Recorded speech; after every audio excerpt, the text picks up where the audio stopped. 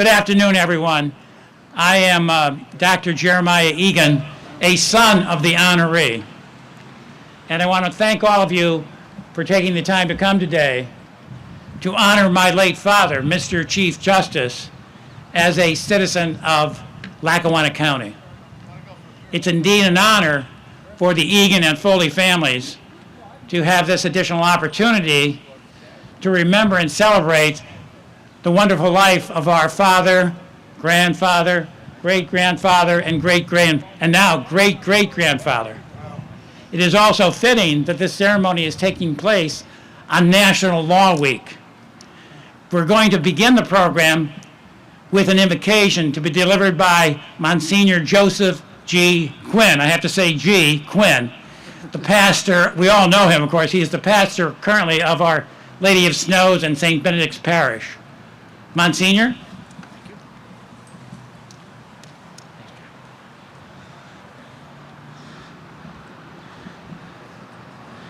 Thank you, Doctor, very much. It is a privilege, a delight, a joy to be joining all of you here today. And I have to laugh when he's emphasizing the G in Quinn, because I had an uncle who was Monsignor Joseph G. Quinn, and I've tried to explain this to someone that I was named after him. And this woman said, "They named you Monsignor?" Only in our valley.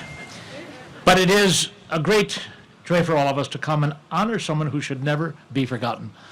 A story that is amazing. The more you know of it, the more you put it in context, the more you think about just how he made his way through those 80 years of life. It's hard to believe that 36 years have passed since he passed on. That year, just a few months after his passing, there was a memorial service in Philadelphia in the Supreme Court courtroom in Philadelphia City Hall. And among the speakers there was the other iconic figure here in our community whose name is on the building across the street, Judge William J. Nealon, Sr. And I just want to use his words that he used that day that I think most of us can relate to in terms of our life in this corner of God's world. Judge Nealon, then the Chief Judge of the U.S. District Court for the Middle District of Pennsylvania, said, "When I was a young man, the name Michael Eagen was a household word in Lackawanna County. His popularity knew no bounds. Everyone, regardless of party or position, respected and truly adored him." Think of that. Here we are 36 years later, because we do respect his story, respect his journey, respect the lessons that were learned through the course of his life. So as we honor his memory now, let's all bow our heads and unite our hearts in prayer. And I'd like to invoke the words of the famous St. Thomas More, who was the patron saint of lawyers, a statesman of genuine justice and integrity in the story of his life. St. Thomas's words and ideals were fully lived out by the renowned Chief Justice Michael Eagen throughout each and every chapter of his life. And so we pray. O Lord, we pray for the greater glory of God and in the pursuit of God's justice, that we may all prove to be trustworthy in confidence, tireless in learning the true lessons of life, accurate in analysis, correct in conclusions, loyal to those we serve, honest with all, courteous to our adversaries, and ever attentive to our conscience. O Lord, you alone know that the one whom we honor today was always all of this and more. We humbly ask that the cherished memory of this esteemed servant leader continue to inspire and encourage all who serve the cause of true justice and lasting peace, to live lives of virtue and zeal, as did this good servant of yours, forever diligent in his duties and his life, so selflessly lived with and for others. May he know God's eternal peace and joy forever and ever. Amen.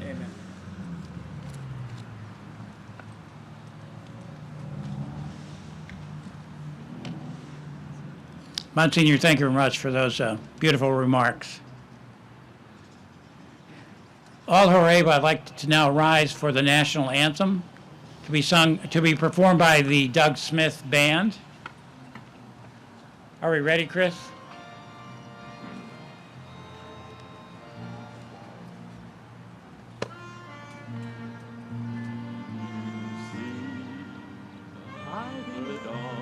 Early light, so proudly we hailed at the twilight's last gleaming, whose sunshines and bright stars through the perilous night o'er the ramparts we watched, where so gallantly streaming, and the rocket's red glare of a bursting in gave through the night that our flag was still there.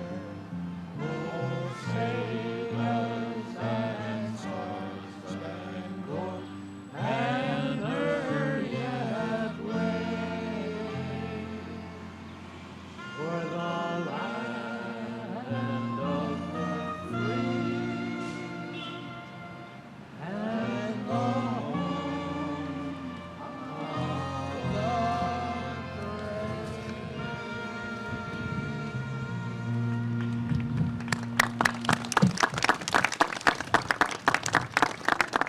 Okay. Please remain standing for the Pledge of Allegiance, to be led by my 5 grandchildren, Claire, Julia, Mark Jr., and Christina Ussai, and Audrey Eagen. Perhaps the 5 of you could get up here behind the podium, or around the podium. Does that sound good, gang? Yep. Go ahead. Somebody's got to get to the podium. You ready? All right. I pledge allegiance to the flag of the United States of America and to the republic for which it stands, one nation, under God, indivisible, with liberty and justice for all.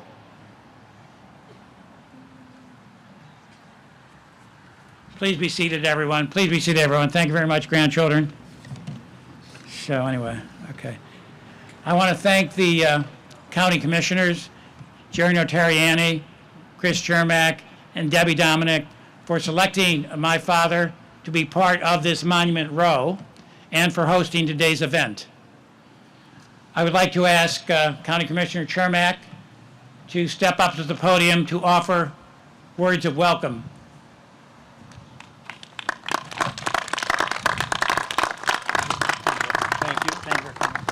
Thank you, everybody, and good morning. Welcome, family and friends. And even though it says in your pamphlet, Jerry Notariani, you can tell I don't have red hair, so I'm not Jerry. Early this morning, he I think got a call from the president, so he's on special assignment today. We have a proclamation, which is on display, what you will see at the luncheon. I'm not going to read the whole thing to you today, but I want to be here. I want to represent the county commissioners. We have a beautiful day today on our beautiful courthouse square. And as you read the proclamation later, I just want you to really take a good look at what a great person this was. And it's an honor to be here to represent today. But I would like to proclaim just today in Lackawanna County, Justice Michael J. Eagen Day. So thank you very much. Thank you very much, Commissioner Chermak. Thank you. Thank you very much, Commissioner Chermak. I now want to acknowledge some of our guests. The Honorable President Judge Trish Corbick of the Court of Common Pleas of Lackawanna County, who will make remarks later in the program, and the other Honorable Judges of the Court of Common Pleas who are here today. I think they include Judge Mike Baris, Judge Mary Walsh Dempsey, Judge Julia Munley, whom I spoke with already, Judge Terrence Nealon, Judge Robert Mazzoni. Are there any others here that I have overlooked? Thank you very much for coming today. Obviously, you're peers of my father, and I appreciate your attendance at this event. We also want to recognize the mayor. Where's the mayor? Is she here? Hi, Mayor Paige Pagdetti, who's going to make remarks at the Catlin House reception. Thank you very much for coming. It's now my pleasure today to introduce our next speaker, Attorney John Mascelli. He's a graduate of Columbus University School of Law at Catholic University of America. He's a former law clerk of my father. He's a practicing attorney in Lackawanna County for some 48 years, I think. And is that right? John and I have been around a long time. And of course, he is president of the Lackawanna County Bar Association. And so it is a great pleasure to have John give us remarks both from his perspective as president of the bar as well as a former law clerk of my father. John?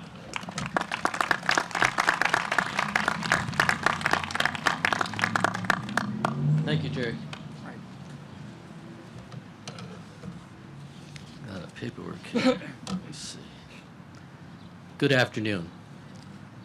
It's an honor and a privilege as the president of the Lackawanna Bar Association to speak today about some of Justice Eagen's significant contributions to Pennsylvania jurisprudence, which includes restructuring the Pennsylvania appellate court system, born of an unwavering commitment to justice and equality.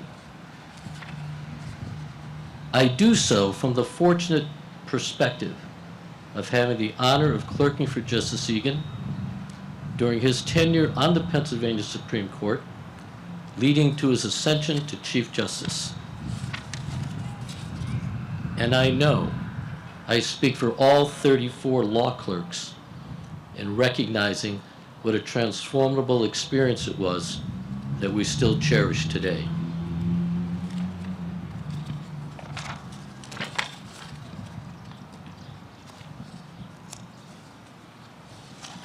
I recently read Socrates describe the essential elements of a good judge to be as follows.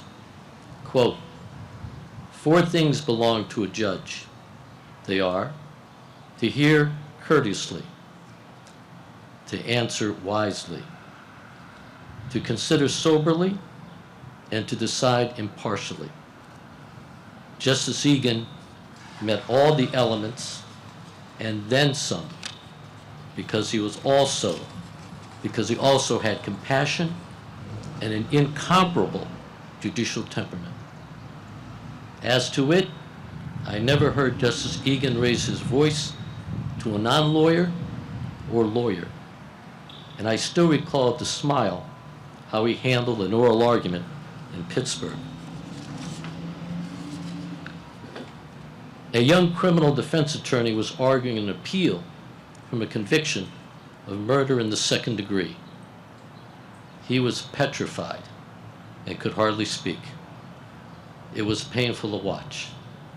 Still, he tried to muscle his way through the oral argument. Justice Eagen then spoke up. He did not cajole or talk down to the young attorney. Rather, in a calm, mentoring voice, acknowledged how difficult it could be to argue a case before the Pennsylvania Supreme Court.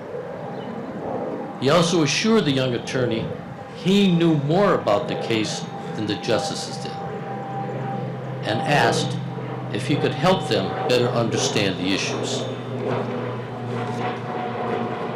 This is extraordinary. Some judges may have ridiculed the attorney and complained he was wasting their time. That was not Justice Eagen. As always, his judicial temperament was calm and respectful, and it produced a desired result. It caused the young attorney to compose himself, and he went on to give a very competent oral argument. To me, Justice Eagen's conduct demonstrated profound humility empathy and compassion, and my respect for him grew exponentially. Justice Eagen likewise understood how important it is in the law to have a level playing field. It was a beacon in his opinions. This is exemplified by multiple opinions, but since I handled many workers' compensation cases, I want to highlight one in particular, Commonwealth versus Thomas. Decided in 1971, it stands for the proposition an expert medical witness may express opinion testimony on medical matters based in part upon reports of others which are not in evidence, which the expert customarily relies upon in the practice of his or her profession. It arose in the context of the admission into the record of the results of psychological testing that was objected to as hearsay in an appeal from a criminal conviction. At the time, the law in Pennsylvania was, an expert may not state a conclusion which is based upon evidence not in the record. Justice Eagen, in his opinion, went on to state that, and I quote, several jurisdictions influenced by teaching of highly regarded legal commentators have recognized an exception to this rule and have permitted medical witnesses to express opinion testimony on medical matters based in part upon reports of others which are not in evidence, but which the expert customarily relies upon in the practice of his profession. He also cited Professor Wigmore and concluded, quote, it appears to us the foregoing limited exception is wise and salutary, hence we adopt it as the law in Pennsylvania.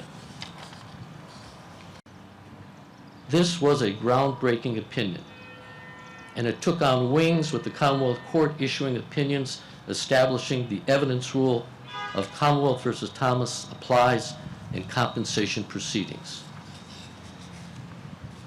This evidentiary rule is still cited today by attorneys throughout the Commonwealth, and it has helped immensely to level the playing field between claimants and insurance companies by making it easier, that is, less costly, for claimants to medically prove their case.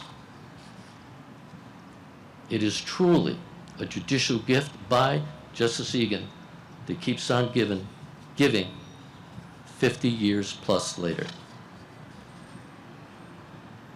Besides changing the structure of the Pennsylvania appellate judiciary, gracing the bench with his judicial demeanor, and writing significant appellate opinions, Justice Eagen was also a stalwart when it came to ethics. I still remember that when he interviewed me for a clerkship, excuse me, he posed 3 challenging hypothetical questions, all dealing with ethics. From them, I learned how important it is for an attorney to always conduct his or herself in an ethical fashion. That candor before the court is paramount. Many wonderful things will be said today about Justice Eagen today, and all of them are well-deserved. Thus, today it's only appropriate to acknowledge, as citizens of Lackawanna County, and in particular, as members of the Lackawanna Bar Association, that we are blessed with his legacy of judicial scholarship, integrity, and temperament that is still a lodestar 50 years later. Quite an accomplishment. Thank you.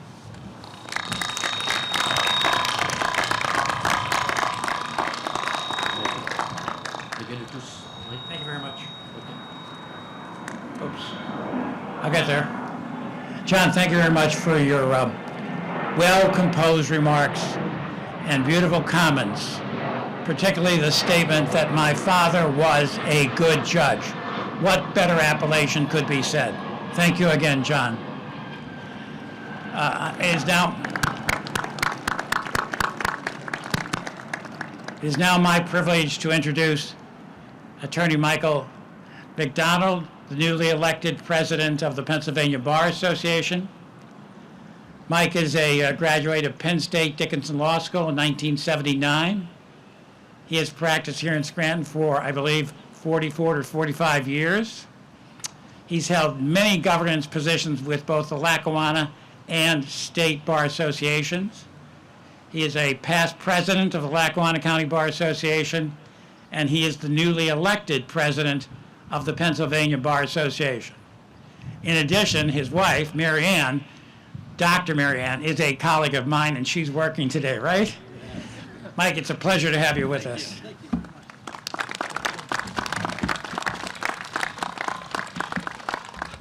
Thank you, Jerry. You know, I think Lady Justice is looking down on us today, and Michael J. Eagan, and smiling because we have such great weather.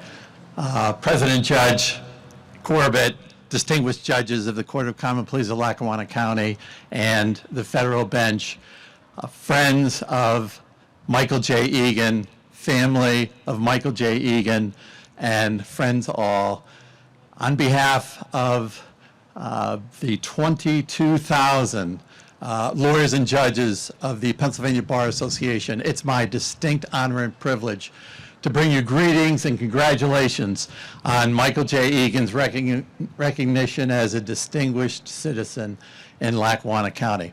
I also bring you the greetings and well wishes of someone else. And that someone else asked me, no, ordered me to say that. Madam Chief Justice Deborah Todd, of the Chief Justice of the Pennsylvania Supreme Court, says greetings and congratulations today. She cannot be here, but she wants everyone to know that how important Chief Justice Michael J. Eagan was to the administration of justice and the justice system in Pennsylvania. Now, the Pennsylvania Bar Association had a long and storied history with Michael J. Eagan.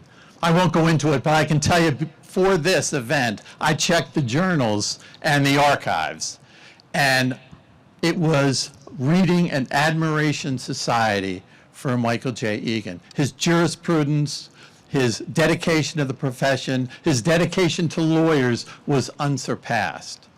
And one of the highlights of the Pennsylvania Bar Association occurred on February 25th, 1977, when a Lackawanna County lawyer, the last president of the Pennsylvania Bar Association, Joseph Gallagher, was a speaker for Michael J. Eagan when he became Chief Justice of the Pennsylvania Supreme Court.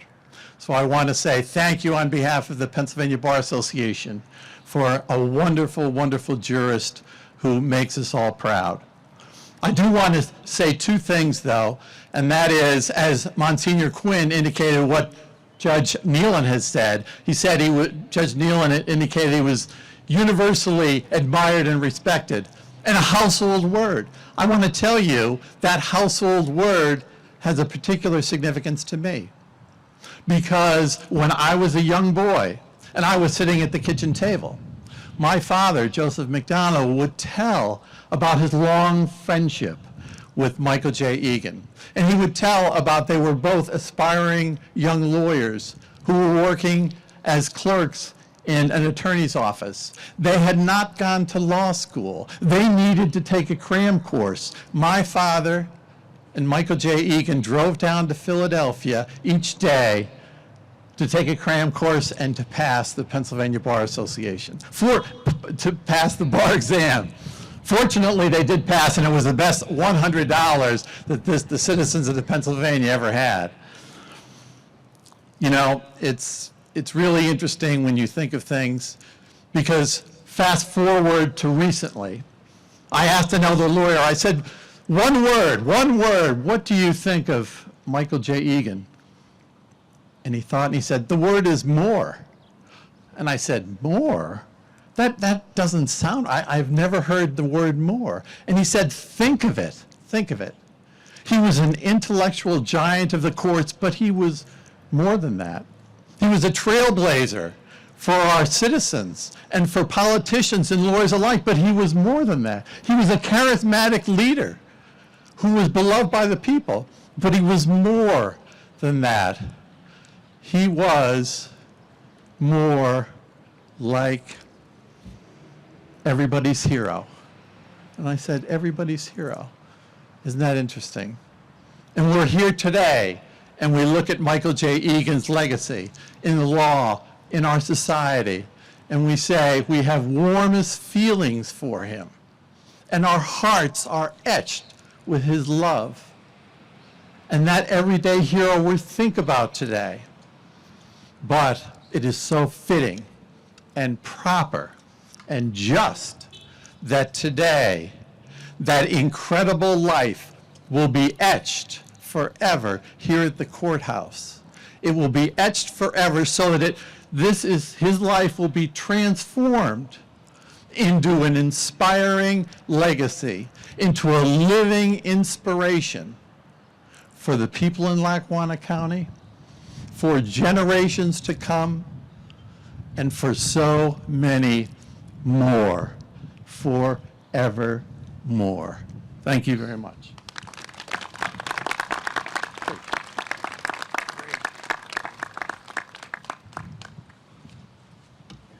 Mike, spectacular. Thank you very much for your wonderful insights into my father's legacy.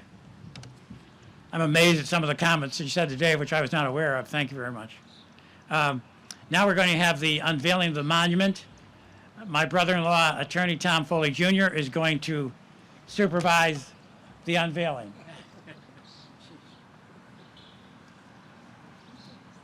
Supervises. Right? Or do it. Well, I thought you might invite others up. Very good. Tom was married to my sister, Helen Marie. They have 5 boys and many grandchildren. And of course, Helen Marie, of course, is deceased, and Tom is remarried to attorney Jill Miller. Here, one more, Tom. Cut that one.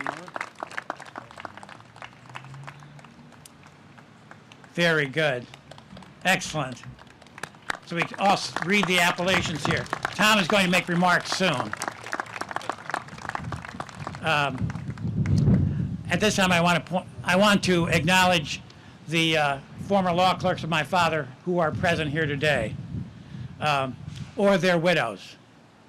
Mrs. Kay Barrett, she is the widow of the late attorney Paul Barrett, my father's first law clerk on the Supreme Court in 1960. That's a long time ago, and Kay is still on the move. I believe she was accompanied by her son and daughter-in-law, attorneys Matt and Lori Barrett. Is that correct? Thank you very much for coming, Kay. John McLean. Where's John? John McLean was my father's law clerk in 1976, and he was my father's administrative assistant for 4 years thereafter during my father's tenure as Chief Justice. John, thank you very much for coming today. And his wife Jane is here with him too. And brother-in-law Jim Early, who knows the history, the liturgical history, I guess, the church history of the county. We also have others here today. Justin Blewett. Thank you very much.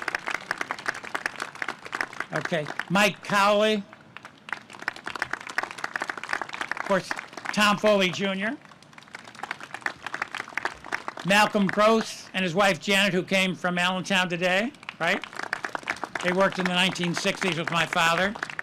And of course, John Mascelli, of course, whom you already heard from. Nicholas Mattice is here, right? I thought he was going to be here. And Arthur Rinaldi and David Rinaldi. Have I failed to acknowledge any of my father's former law clerks? No, I guess we have everybody. Thank you all very much for coming and for having been my father's law clerks. I also want to mention Dr. Kathleen Mumley. And Judge Mumley and I talked about this before the ceremony. And of course, you know, Judge James Mumley, okay, as well. Dr. Kathleen Mumley, of course, is the widow of the late Judge James Mumley and the mother of the Honorable Judge Julie Mumley. And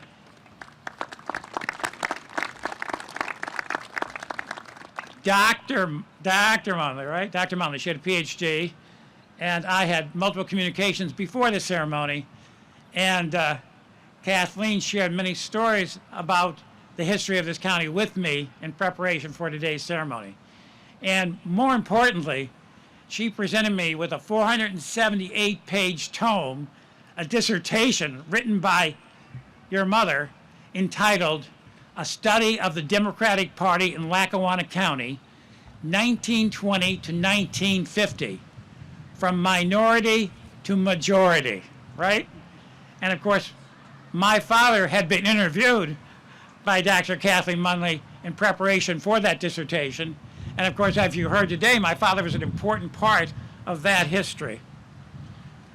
It doesn't say here, but if we look at the monument, my father was born on May 9th, 1907. Believe that? 116 years ago, right?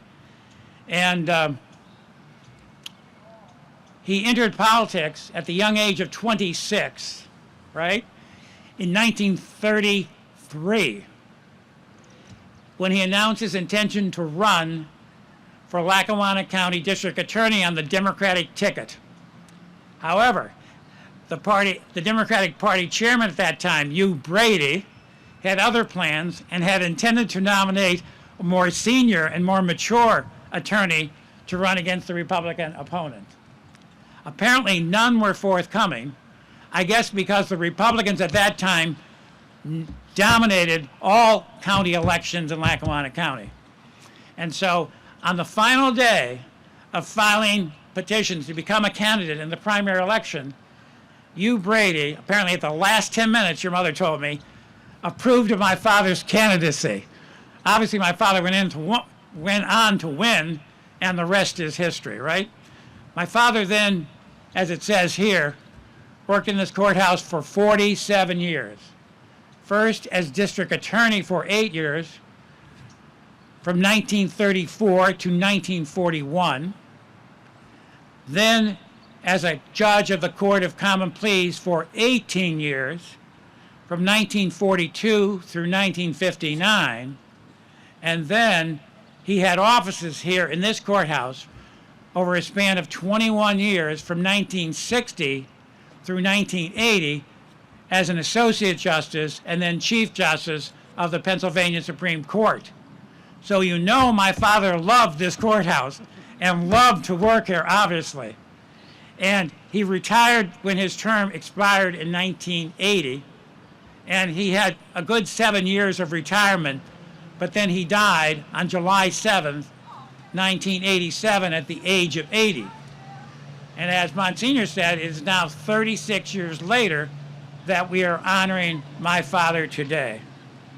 But I'll tell you something else my father would have wanted me to say today, and that is that there were other important judges of his time that were members of the Democratic movement in the county. And I would like to mention their names. Some of them have already been mentioned. Of course, Terry and Terry's father and grandfather, the Honorable William J. Nealon, was my father's state Democratic campaign manager in 1959 when he ran successfully for the Supreme Court.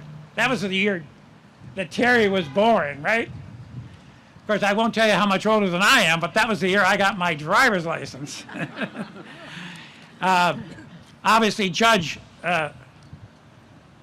William Nealon went on to become a judge of the Court of Common Pleas in 1960 to actually succeed my father, and then became a judge of the U.S. District Court of the Middle District in 1962, and became president judge there. And of course, Terry, how many years did your father serve? Till 2018. He was the longest serving U.S. District Judge in the history of the country. Correct? I mean, Terry shares texts with me periodically about these events with very interesting photographs, right? Then I don't know if anybody's here representing the Conboys. I thought Dr. Conboy would be here. Straight back. Oh, there's Dr. Pat Conboy, my colleague. His father, the Honorable Richard P. Conboy, was another leader of the Democratic Party. I believe your family came from Manuka, correct? And as I said to Judge Trish before this meeting, Everybody's either from Manuka or wants to have been from Manuka, correct? But anyway, his father, Richard P. Conaboy, was a leader of the Democratic Party, and then he became a long-standing judge of the Court of Common Pleas, and then a long-standing judge of the U.S. District Court of the Middle District of Pennsylvania. And Pat, how many years did your father serve as a judge? Do you remember? It was over 50. I can't count that high. Right, so it was more than 50 years. And then, of course, we had Judge James Munley, who also served as a judge of the Court of Common Pleas, and then as a judge of the U.S. District Court of the Middle District. And so I would say, like my father, Nealon, Conaboy, Munley, and of course, Judge James Brady and Judge T. Linus Hoban were giants of the legal community in their time, and it was spanned a period of over 90 years. And so, as was alluded to by Mike, we must remember our local history, in part represented here today on these memorials, and all those important judges and other legal scholars who preceded us, right, Pat and Terry? Now it is my great pleasure to introduce another Manukan, the Honorable President Judge Trish Corbett. She is a graduate of Widener University, Delaware Law School, 1988. Judge Corbett has received numerous honors and awards and recognitions. She is the first woman elected to the Lackawanna Court of Common Pleas. She joined the bench in 1998. She became president judge in January 2021. She was born in the Manuka section of Scranton to Macon, right? Macon and Dorothy Corbett. And she still lives in the Manuka section of Scranton and is married to Mike Breyer. She has 2 adult children. It is an honor and a privilege to have Judge Corbett here today to give us some remarks. Judge?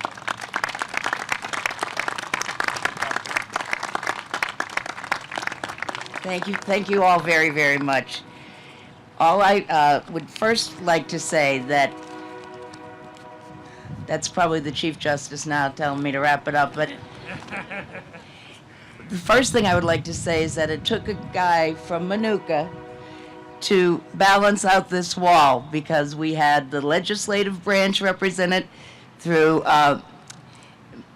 Judge Munley's mother, Marion Munley, and through my former boss, Joseph McDade, and we had the executive branch represented by Governors Casey and Scranton, and today we will have the judicial branch of government. So finally, the 3 branches of government will be part of this memorial.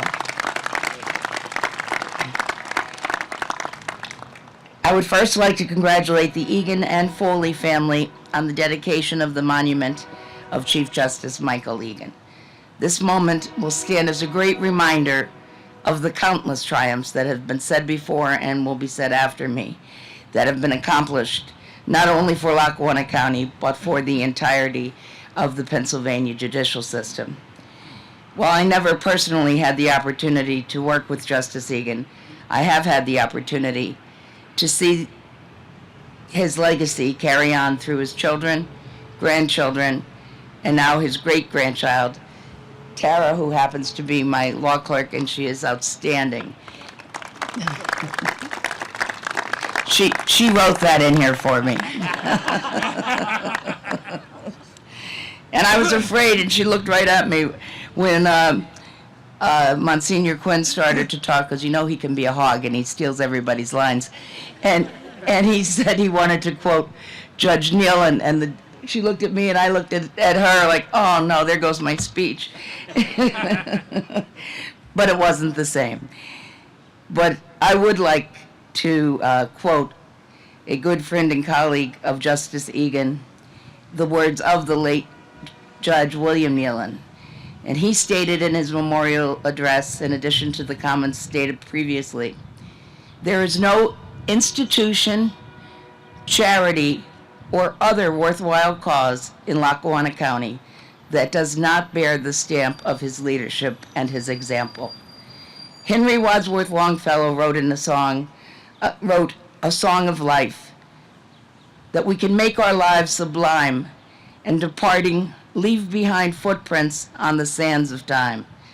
Justice Eagen has indeed left his footprints large and deep on the sands of time. Justice Eagen's contributions to the court, this court, Lackawanna County, and the entire judiciary in dedication to justice will be continued and gratefully recognized and memorialized by the bench of bar alike. Congratulations again to the Foley and Eagen families. Thank you. Thank you very much.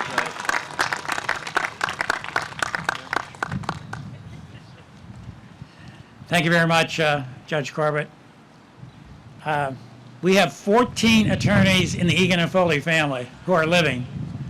And my daughter Catherine, my daughter-in-law, over there, and Tiffany and I are the three doctors in the family, right? But anyway, it is now my pleasure to again introduce Attorney Thomas J. Foley, my brother-in-law, for his to share his thoughts about today.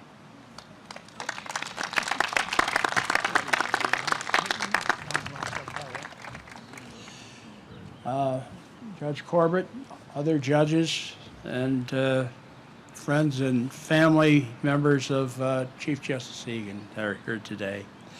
You know, after listening to Jerry and some of the other speakers, it took all my things that I was going to say. I'm going to make this short then. But I want to talk to you, tell you a few things. We're going to have two next speakers. We're going to talk about some of Chief Justice's history and legal accomplishments and civic institutions he supported.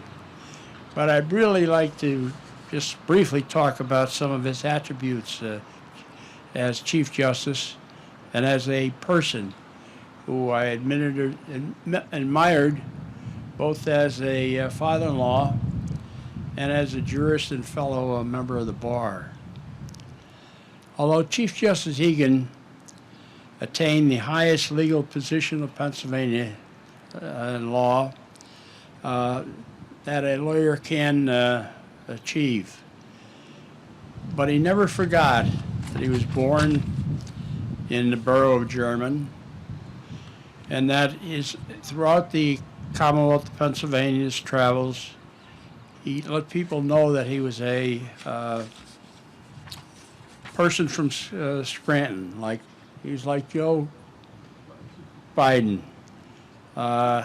He'd tell people he was from Scranton, he was proud of it.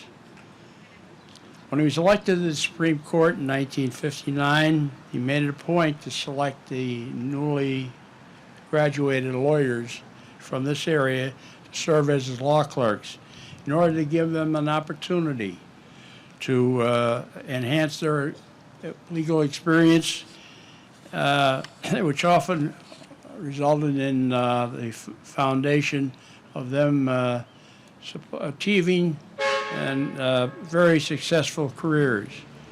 There's too many, in fact, to name. The numbers has already been told to you.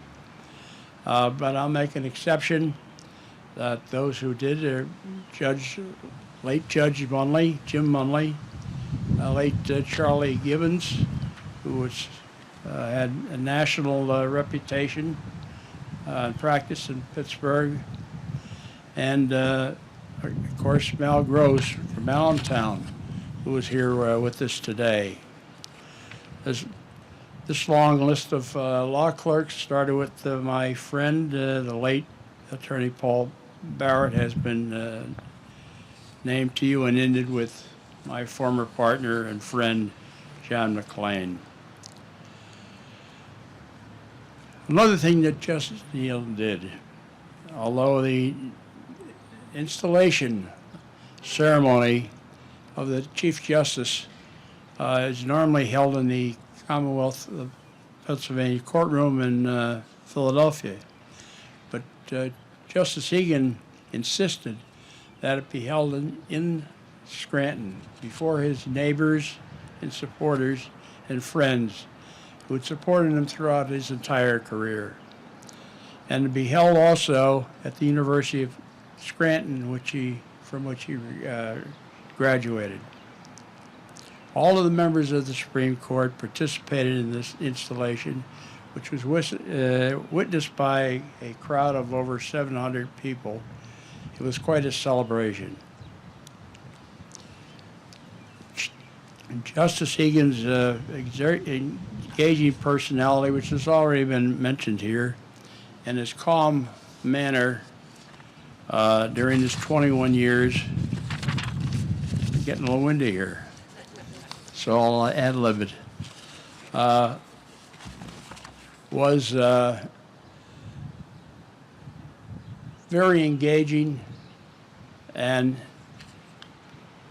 allowed him to develop great, close, and lasting friendships, starting with Chief Justice, the late Chief Justice Ben Jones of Luzerne County, and occurred throughout his 21 years in the court. These friendships and his ability to work with people made him a force on this court. He, in fact, over the years became the conciliator in the judges when they got into arguments over decisions that were being occurred. Because of his manner and patience, he was very effective, in fact, in changing votes on the final opinions with the court. I'm not going to go into a lot of stories about what occurred, but I will state one example and then conclude. Justice Eagen develops, as I mentioned, a very close relationship with the court. And one of the pet projects that he had in mind, and it's been mentioned by John Mascelli, was the changing of the antiquated makeup of the Pennsylvania appellate courts, in particular the Superior Court and the Commonwealth Court. And he made it his job to change that lineup, in which was there were 7 judges on the Commonwealth Court and 7 judges on the Superior Court. He fought for that legislation and enlisted the aid and help of his fellow jurists, in particular to Justice Roberts, who succeeded him as Chief Justice. Normally, justices, when they retire, especially the Chief Justices, they get tired. They don't want to hear any more internal arguments and political leanings. Just walk away from it. But in the case of Chief Justice Roberts, who was succeeding him, he asked Mike Eagen, as a personal favor, to come to his inauguration or installation as Chief Justice in his Justice Roberts' hometown, Erie. Although he was a little tired after all of the battles in the court, he agreed to do so. And myself and my then wife, Helen Marie, were also invited. We knew the Chief Justice, and we were invited. The day of the installation, we went to the airport, And the charter flight that we were expecting wasn't there. Chief Justice got a call telling him that there had been a mix-up and that the plane was going to be late and that we would probably miss the installation. At that time, Chief Justice picked up the phone and called Justice Roberts and said that he wouldn't be able to make it. Justice Roberts then asked him again as a special favor to come, and he said that he would. Even though he knew that the ceremony was going to be delayed from 45 to 50 minutes. Justice Roberts then arranged for a car and a driver when we arrived at the airport in Erie to drive us to the site of the installation with the state police escort with sirens blaring, and we got to the site. At that point, the ceremony started proceeding. Following that, at the celebration, Chief Justice Roberts thanked the Chief Justice for coming to the ceremony, even though it's not it's very unusual that the Chief Justice would do so, former Chief Justice. And he and Mrs. Roberts expressed their great gratitude of coming.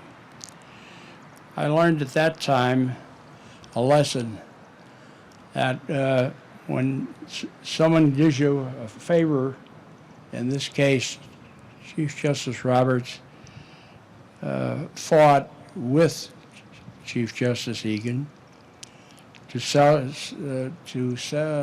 pass the legislation in the legislature, Pennsylvania, to change the antiquated legal system that we had in Pennsylvania, where you would have all 7 justices of the Superior Court and the Commonwealth Court sit in each of the oral arguments. This law was changed, and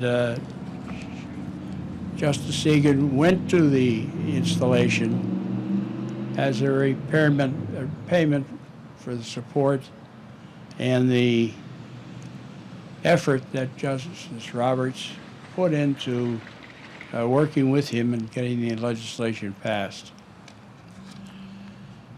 With that argument and information, I will cease. I'll tell you, I've been retired now since January, and I got used to the leisure life. I'm not dressing in coat and tie, not worrying about the office, and I think it shows today. I think it's a good thing I'm retired.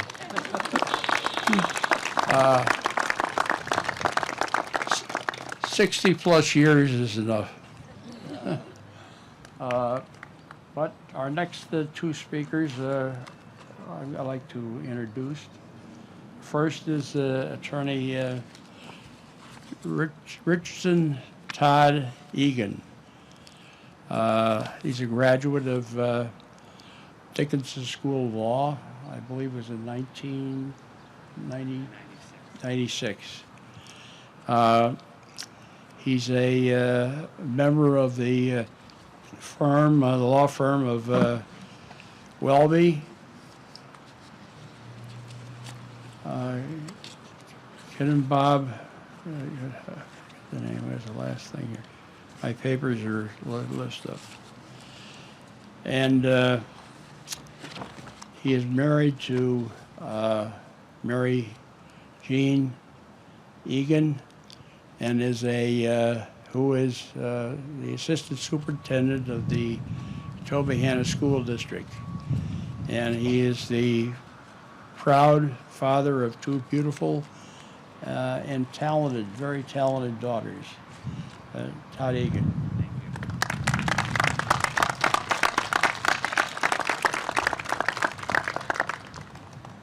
Let me first thank everybody for coming today. There's just too many family and friends here to name everybody by name, but it really truly is an honor to have Chief Justice Michael J. Eagen added as a Lackawanna County Distinguished Citizen.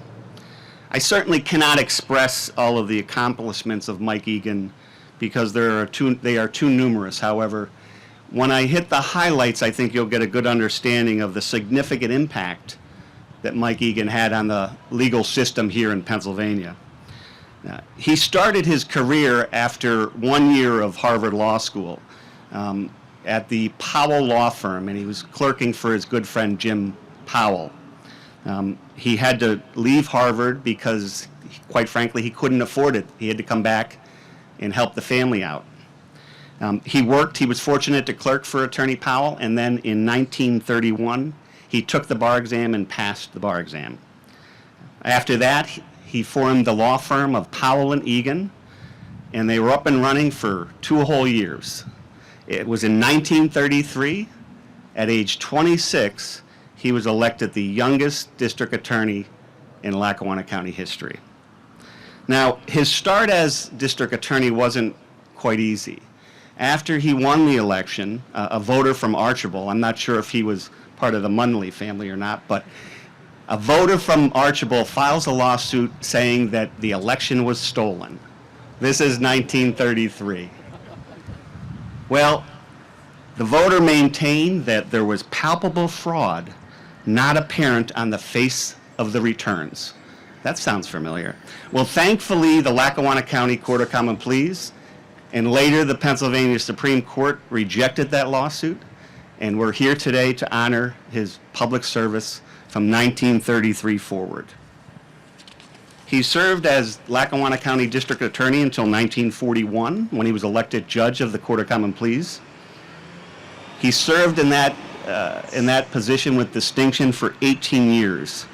And in 1959, Mike Eagen ran for Supreme Court, and he was elected at that time to a 21-year term.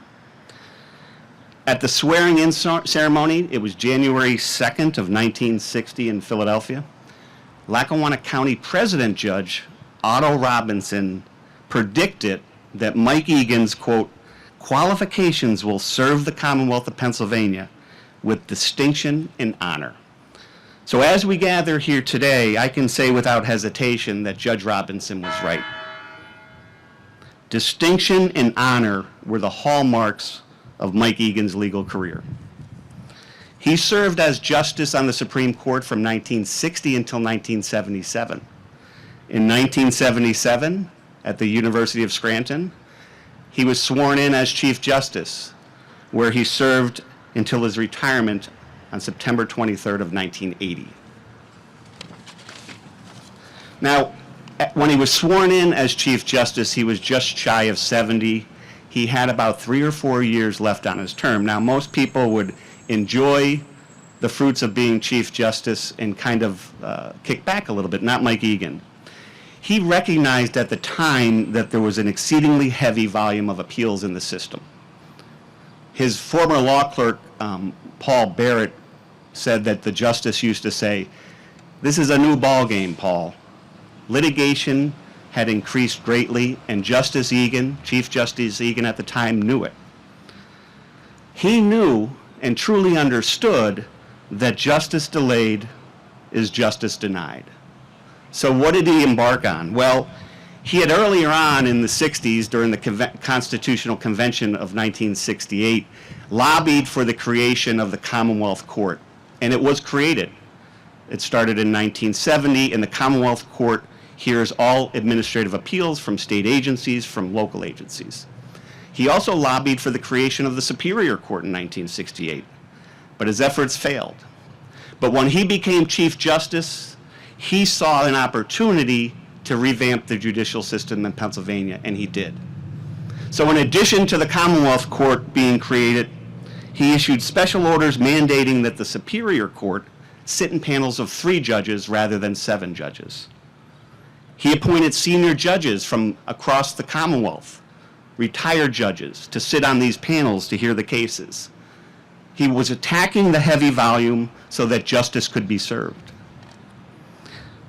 He not only appointed the senior judges, he then went on a lobbying effort in Harrisburg.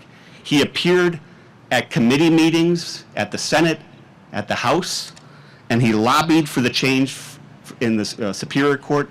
And today we have 15 judges on the Superior Court rather than 7, and that was due to Chief Justice Egan's efforts at that time.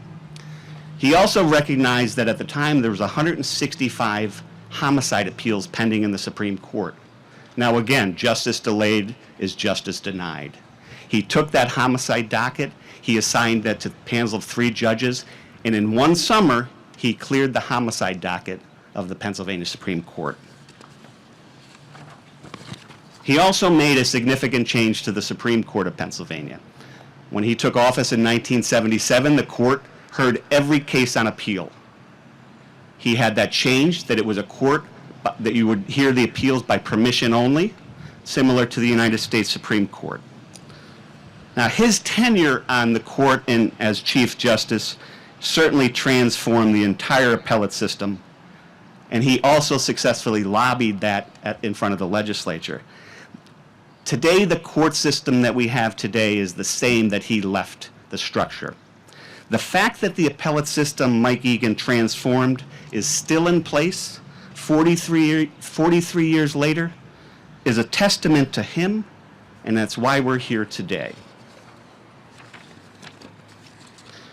At the portrait hanging ceremony in Philadelphia in 1987 at the Supreme Court room, then Chief Justice Nix stated about Mike Eagen, he said, "He was a great man, a man for the ages, but a man who to all of us in this room was a friend."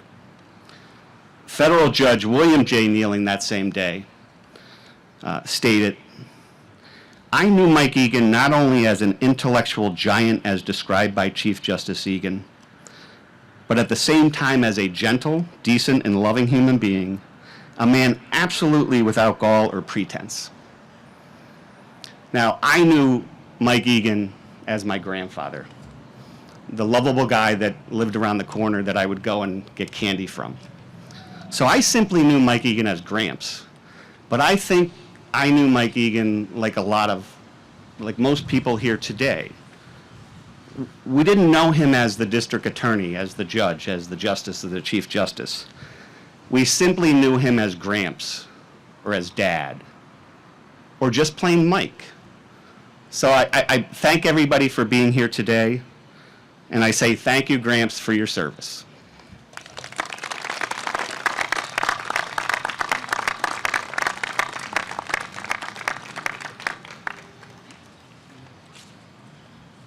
I don't even.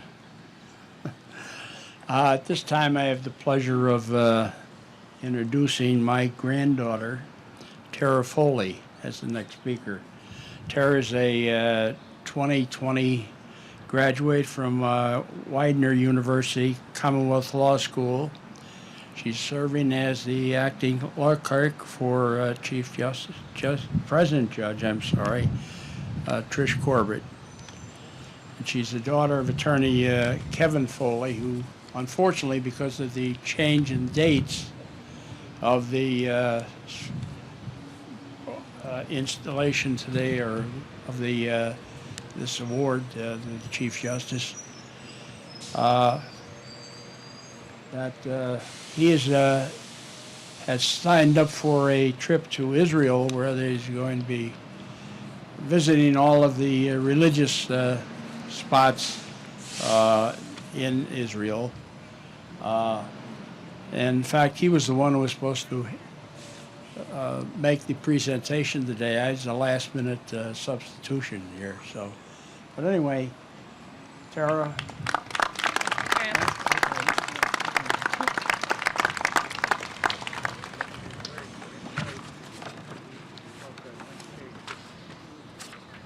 Good afternoon. My name is Tara Foley, and I have the privilege to speak about the community service and honors of my great-grandfather.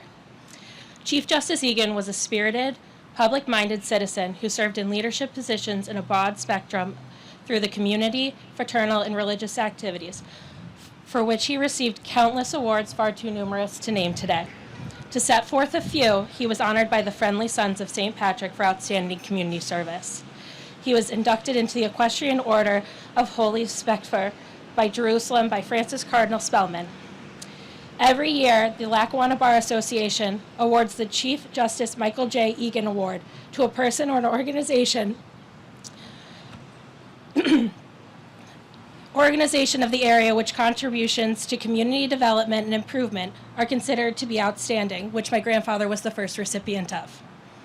And most recently, the main courtroom of Lackawanna County's Courthouse was named for Justice Eagen. But I would be remorse to stand here today and not say that my grandfather truly did not do it for the awards or the accolades. Rather, he would have much rather shared a suite with an individual or a treat and speak about sports than talk about anything that he was doing. He was a humble man, someone that requested that the courts not hang his portrait until after his passing. He was embodied with the phrase, self-praise is no praise at all. As some of you here today, I never had the opportunity to meet my great-grandfather, but grew up hearing the stories of him. However, not many of the stories consisted of what happened with him in the courtroom. They focused on his sense of family and how being kind to others gets you much further in life. As we've heard, his career began in an unconventional way, of withdrawing from a well-renowned Ivy League school and returning to Scranton. Placing his own aspirations on hold, he ensured his family was secured before returning to his own dreams. His hard work to accomplish his goals never went unnoticed, though, by this community or those that he met along the journey. One story which was shared with me during my preparation for this speech was how my great-grandfather would stop at local churches while on the campaign trail, as churches were about the only thing open 24/7 at the time. He would stop in, he would chat with the local nuns, he would say a prayer, and he'd get back on the road to his next campaign destination. Before my gramps knew it, all the nuns he had stopped and spoke with were writing letters of his support in their areas for him. It was commonly said, once you know my great-grandfather, you have a friend in Scranton. Many saw throughout his life the potential he could accomplish through his hard work, dedication to service, and good character, which ultimately led to their support of him. My great-grandfather had the same ability to see the potential in others as they saw in him. He was willing to give those that needed help within the community, or he was willing to provide you the extra push that you may have needed to see your potential. I hope this monument reminds our community of the potential to help others and the push you may need to get to where your destination is. Thank you.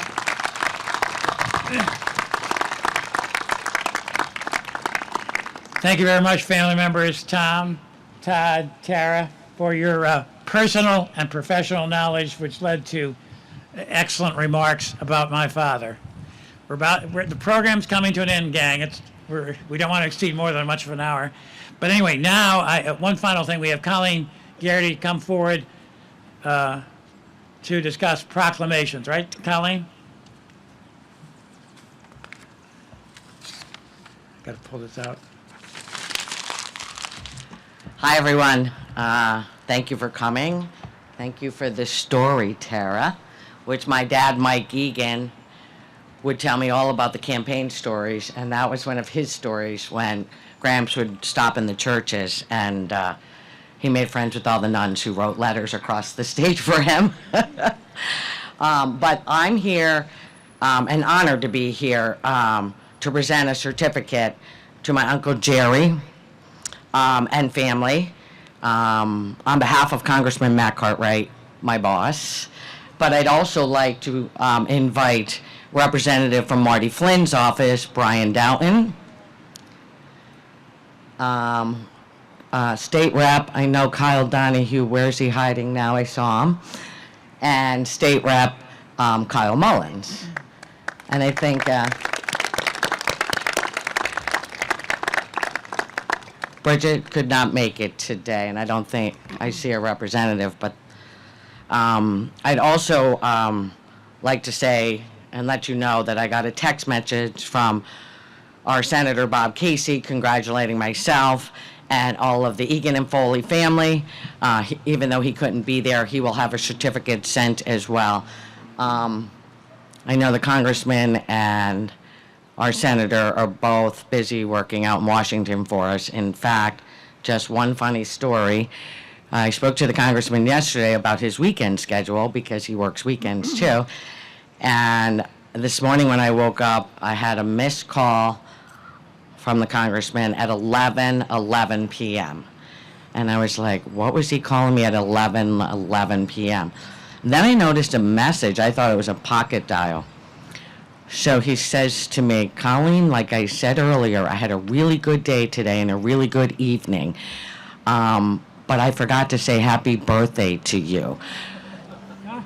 So it's very nice that your boss calls you at 11:11 before the day ends to say happy birthday.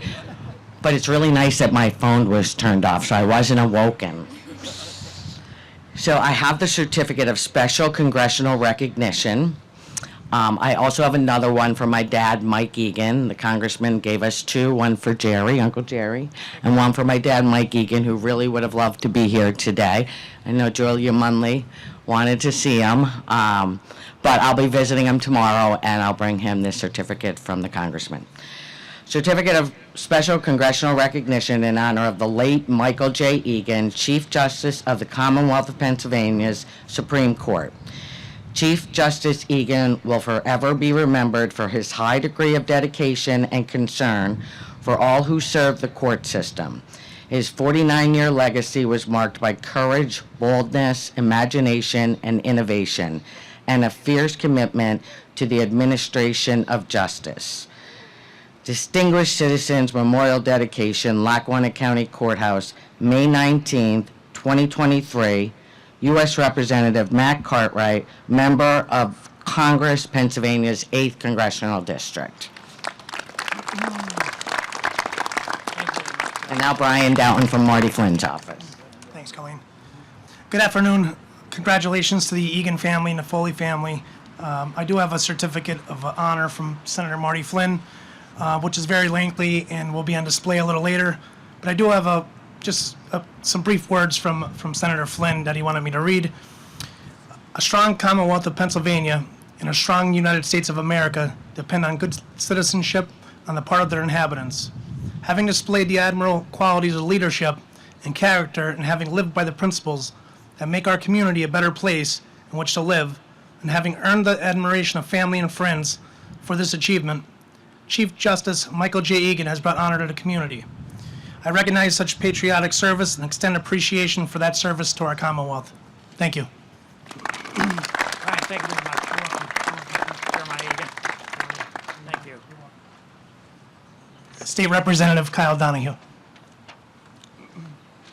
It's my pleasure today. Congratulations to the Eagen and Foley family. It's my pleasure today to present this citation that acknowledges Chief Justice Eagen's contributions to not only our county but also our Commonwealth. And I'm not going to read the whole thing, but it is signed by myself, my colleague Kyle Mullins, and my colleagues Bridget Kozorowski and Jim Haddock, who couldn't make it today. But congratulations to the Eagen and Foley family. Thank you much, Kyle. Thank you much, Kyle Mullins. Thank you very much. Thank you very much for having us, and congratulations to the Eagen family. It's a little intimidating standing here as a non-lawyer lawmaker in front of a bunch of lawyers, especially as we're honoring a member of the Pennsylvania Supreme Court, the branch of government that from time to time gently reminds the legislature what we've screwed up and how long it's been happening.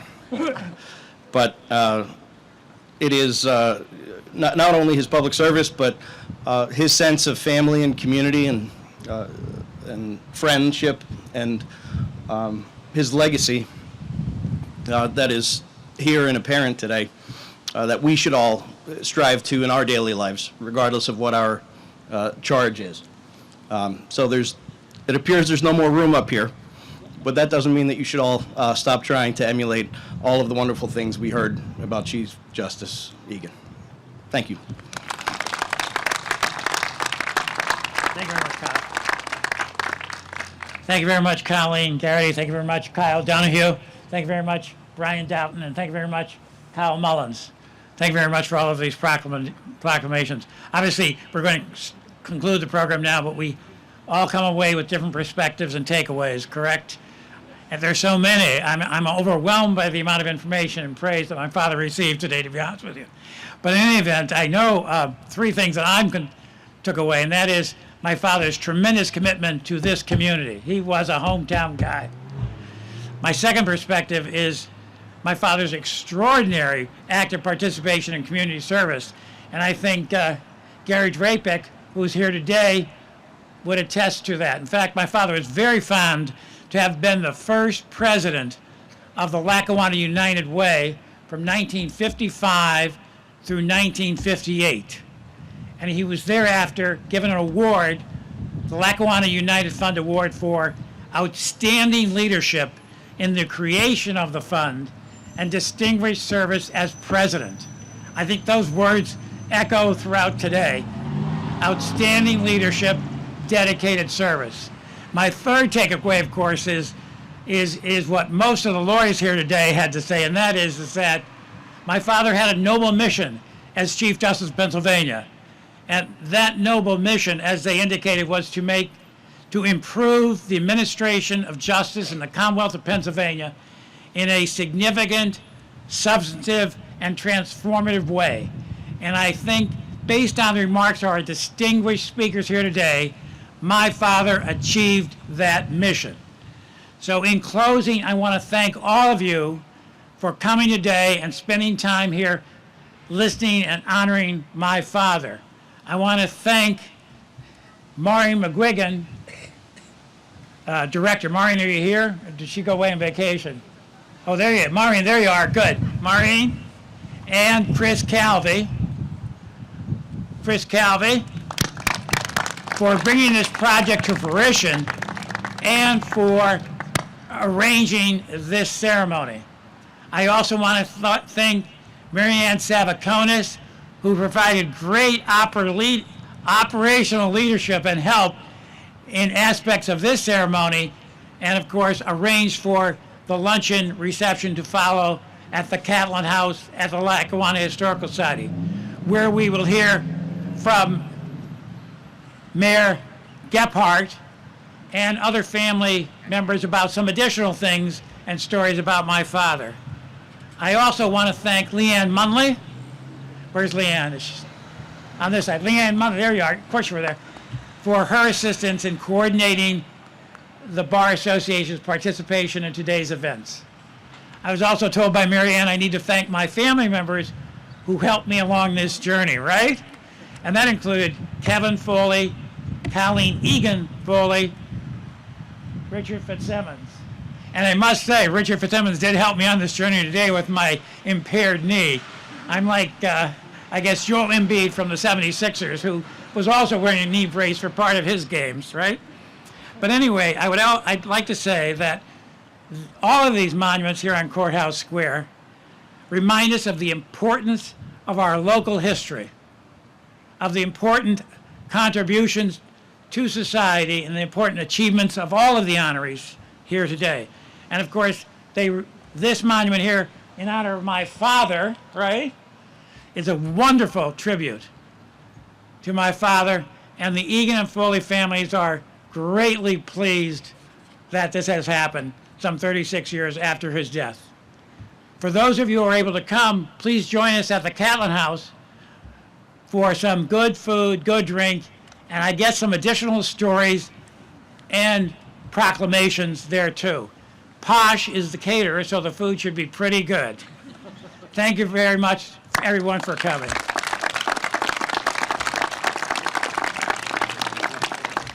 Okay, well done.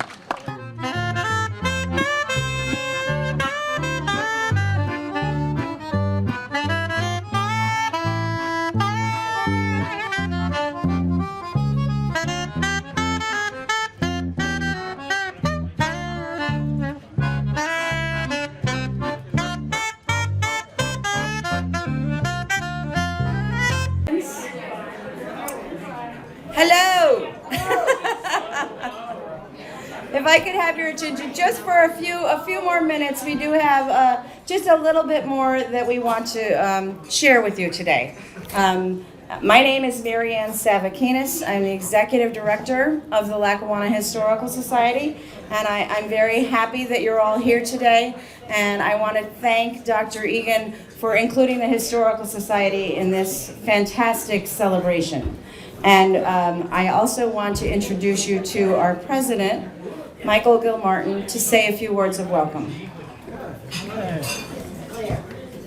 Hi, good afternoon, everybody. I would like to welcome you to the Catlin House and to extend the celebration of the courthouse dedication for the Justice Eagen Memorial dedication today to the Catlin House for a little bit of an after party and to continue recognizing his distinguished community service.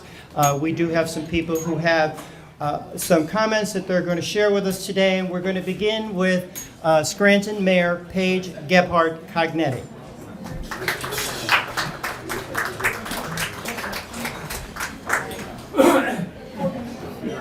Thank you, Michael. It's great to see everyone. It's kind of a beautiful celebration. I do have a proclamation. I think we have heard many, many times the amazing things that Justin Eagen did, so I won't read them again. But from my perspective, I just wanted to say, leading into today and thinking about this last night, what to say. Today is just such a tribute to our community and the way that we treat family, the way that we think about family. Family lasts for generations. You keep family memories in not just in your heart, but we make monuments. We talk about people. We have this incredible Lackawanna Historical Society where live the documents of the family members that have long passed but who still impact our lives. And it makes me emotional because I'm so proud to be a part of this community. I love to see the Eagens and the Foleys today and all the love that you have for each other now and to celebrate the love of Chief Justice Eagen. So congratulations, formally from the city of Scranton and personally from me and my family. Thank you very much.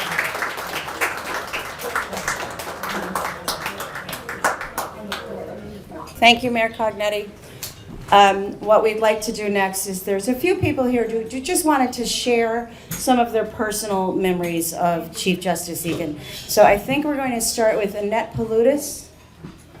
Is Annette here?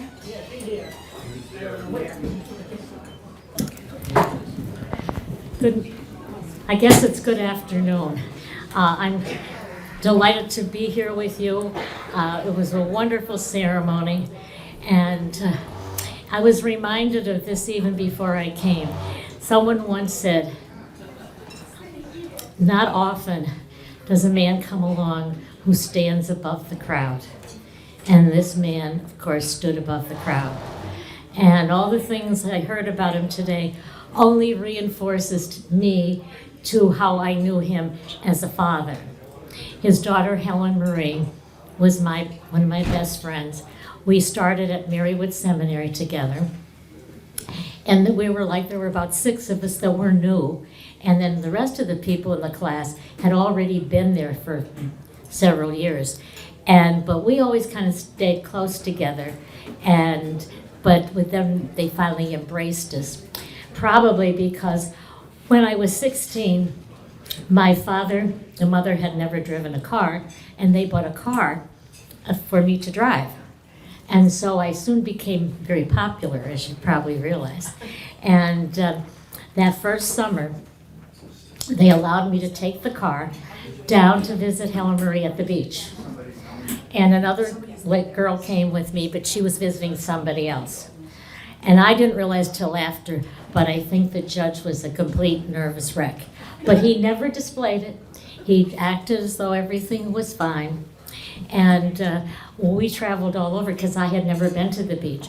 We went to Ocean City. We went to Spring Lake, was it? And because one of our friends was waiting on table there. And then the last place I wanted to go was Atlantic City. And that was a little distance from where we were. And I could see, the only thing I saw, the judge looked very worried, but he was very nice. He didn't say a nasty word. But we said we were going to Atlantic City. And he said, if you're not home by midnight, I'll be waiting on the causeway for you. And we drove up the driveway and he was coming out the door. So we got there in time. And they were much relieved, I believe, when I went home. Because, at that age, you didn't realize that he felt responsible for us. But his daughter and I were very good friends. And the thing I want people to know is how she was a very bright girl. She was a valedictorian of our class. And we had a wonderful relationship with her for many, many years. But the last thing I want to talk, two things I want to say about the judge, and all my friends will say this. Wherever we were, and we went to many gatherings for him when he was running for judge and all that, he always treated us like we were important adults. He would introduce us to everybody and ask every one of my friends from and that high school group, we're still friends. Joyce Welby is here and Caddy Clark. We were all friends for 70 years. And but he really always treated us like royalty.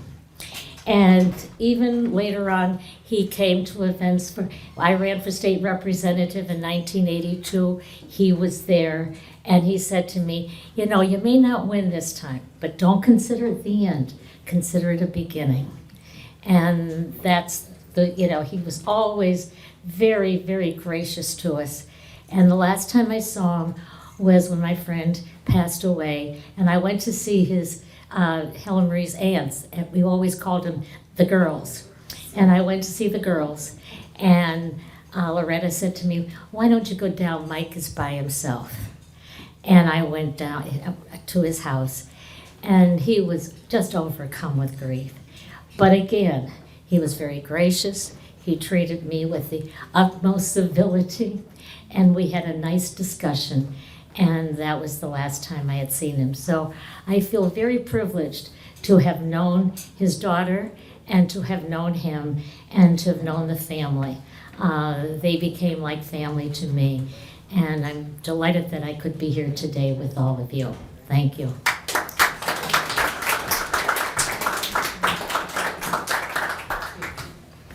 Thank you, Annette.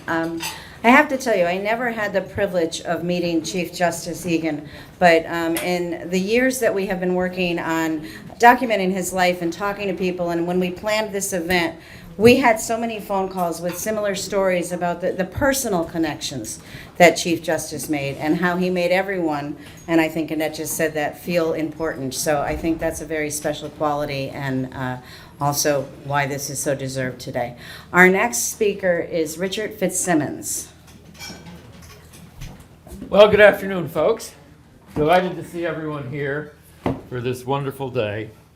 I'm here to offer a few comments about Mr. Chief Justice Michael J. Eagen. Much more comfortably, Uncle Mike. I'm not going to be speaking about his legal career. We've heard about that earlier, and others who know it far better than I spoke to it rather eloquently, so enough said there for a wonderful career. But in 1935, Uncle Mike had the good fortune to marry Helen Fitzsimmons, my father's elder sister. And 2 years previous, his first break was to be elected DA here in Lackawanna County, as we have all heard. And then in 1941, when he became judge in Lackawanna County, he appointed my Aunt Helen's sister, Loretta Fitzsimmons, to be his secretary and his office administrator and gatekeeper. And if you don't believe that story of gatekeeper, ask any of the law clerks, okay? And they will fill you in about that detail. But what a lucky guy, okay? He was bookended by two Fitzsimmonses. How could he go wrong? Okay? Perfect setup. Enough about the Fitzsimmonses, because today is Mike Eagen's day. He was a very skilled district attorney, for sure. However, the real substance of my remarks center on his civic participation, working for the common good of the people. It was legendary. We've heard some of it earlier today. His non-legal community involvement ranged from being the chairman of the Bishop's House of Charity, late 1940s, which resulted in the construction of 4 Catholic youth centers: Scranton, Carbondale, Wilkes-Barre, and Hazleton. That was quite an achievement. It also funded many of the social welfare programs administered by the Catholic Diocese of Scranton. And then he continued with a myriad of other fine positions. Exalted ruler of the Elks, for instance, as a fundraiser for the United Jewish Appeal. One of the founders, the founder of the Lackawanna United Fund, LUF, L-U-F as it was called then, in today's world, the United Fund of Lackawanna and Wyoming, or Wayne counties. And then he was a supporter of the Welch's St. David's Society, a longtime chairman of the American Red Cross, a strong supporter of the Progressive Center, and of course, Sister Adrian's Friends of the Poor. So it goes on and on and on. I mentioned just those as a sample of community involvement for the common good, and I can't stress that enough. In the 1960s and the 1970s, when I was a student at the University of Pittsburgh, Uncle Mike would call me each year when court was sitting in Pittsburgh for a very, very busy week of court, okay? His schedule was packed. I knew that. But he would say to me, "Richard, let's get together for dinner." He had been hearing cases all day, reading briefs, writing opinions, on and on and on. But yet he had time to give me a call, never self-centered, okay? He would say, "I want to treat you and a friend to dinner. What's your schedule like? When can you come?" He never said, "The only night we can get together is Thursday or Tuesday." It was always about me. He wanted to know about my classwork, my academic career, my research. He didn't discuss anything about the legal world.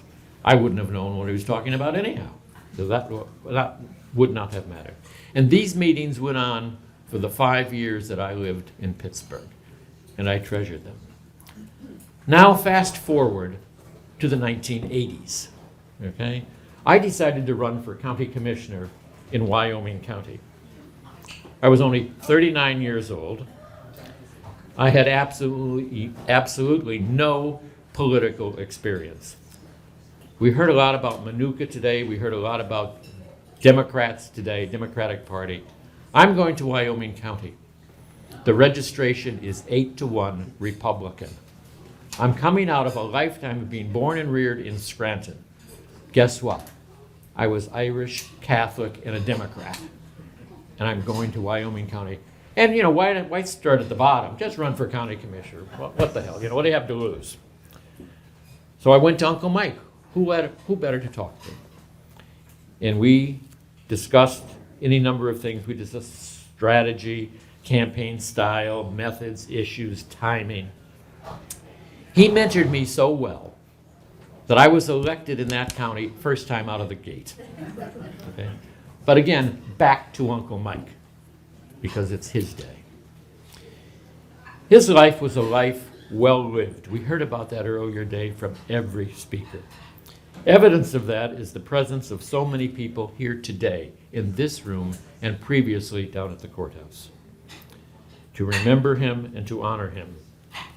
In a fractious time in our country and in the world, a time of polarization and divisions based upon ideology or political positions or economic solutions, here we are today, united, okay, as a people of this community, regardless of any differences which we may have on any scale, we're here in one purpose, and that is to honor this good man.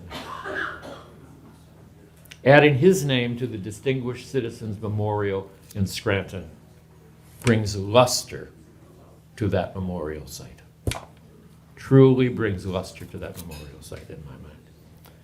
I clearly recall his humble and grateful comments in Philadelphia, 1960, when he was installed in the Supreme Court. He concluded his speech most meaningfully, saying, and I quote this exactly, "I do not expect to be a great justice, but I promise the citizens of Pennsylvania, and I promise every person at that installation in front of us, that with the grace of God, I will be a good justice of the Supreme Court." A good justice of the Supreme Court. And how many times today did we hear about him being a good man? It came through time and time again. Nothing is more important in describing my Uncle Mike. In conclusion, from being a Lackawanna County judge in 1942 to being Mr. Chief Justice in the 1980s, Mike Eagen was a man of power, with empathy, honesty, and fairness. For all of us. For me, Uncle Mike was a man of personal and positive influence. He has been irreplaceable in my life. Thank you.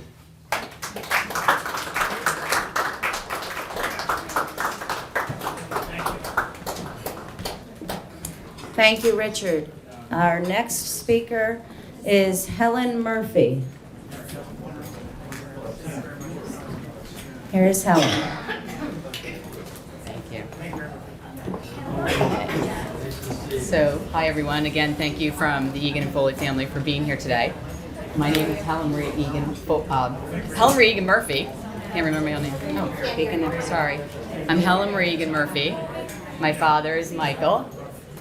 My grandfather is also Michael. And Jerry asked me to say a few words about my grandfather. So as Todd ended his speech, my brother, he said he'll remember him as Gramps, and that's what I remember about my grandfather.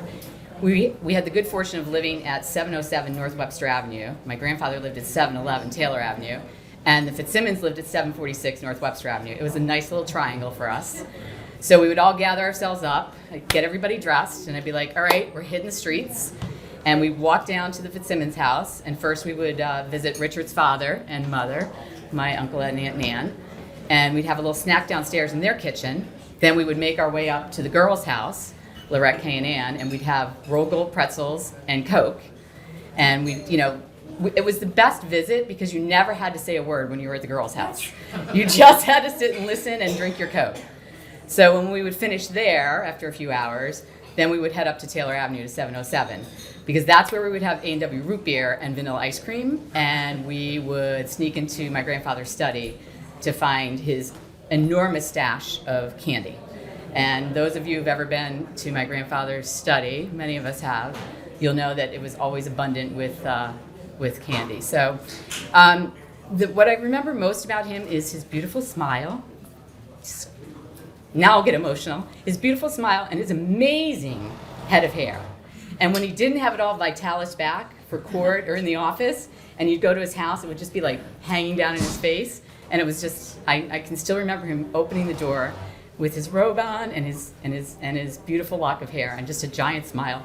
Like always willing and happy to have us there. So what I will remember about him, he's always my grandfather. My mother, I remember my mother saying, when you're older, you'll realize the impact that your grandfather had on the history of Pennsylvania. And we're like, okay, yeah, whatever. He's just Gramps. So now we do, at soon to be 60 years of age. I completely understand his impact on the state of Pennsylvania. So cheers to you, Gramps. We still miss you, and thank you all for being here.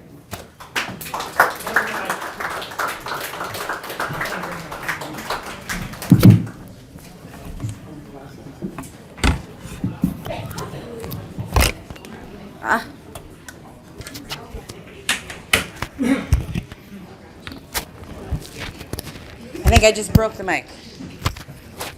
All right. Now? Yes, all right.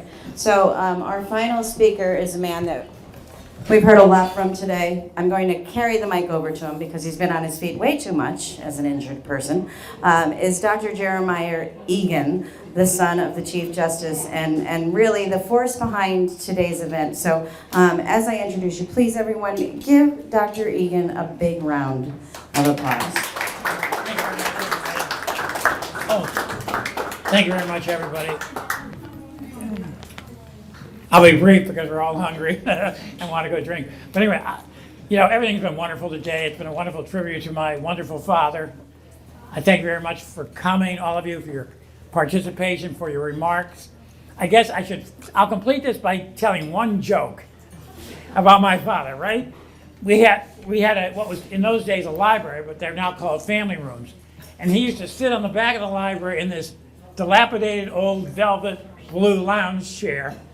And he wore this short red velvet smoking jacket, believe it or not. That's when he was captain, right? Even though he didn't smoke at that time. And he used to watch the Met games, right? He was a great Met fan.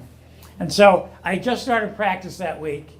And I think it was a Friday afternoon. And I came in to visit with my father. And he said to me, and I told him what I was doing in a very nice way. And I told him, well, Dad, I had an initial consult from Dr. Frank Reddington, who was our primary care doctor, early in the week. And when I arrived at Mercy Hospital to see the patient had already expired, all right? And then I said I got a second consult from him at the Mercy Hospital, and I went to see the patient. The patient died shortly after I arrived. And so as I was talking, the pager came off, and I took the message, and it said, you have another consult at Mercy Hospital from Dr. Frank Reddington. And my father looked up at me and said, now, he said, this is the Mets game, and Jerry, it's 3 strikes and you're out of town. So obviously, just like my father, he hung around, so did I. But I thought I would tell that joke because my father, in addition to his unbelievable, extraordinary lifetime of work, obviously, also had a good sense of humor. And thank you very much for coming. Now let's eat and drink, right? Thank you. Yes, please eat and drink. Find space where you can. We do have some of the justices' certificates in the case behind me here in the hall. And then in the front room, you will find some photographs in a case. So please enjoy those as well. Thank you.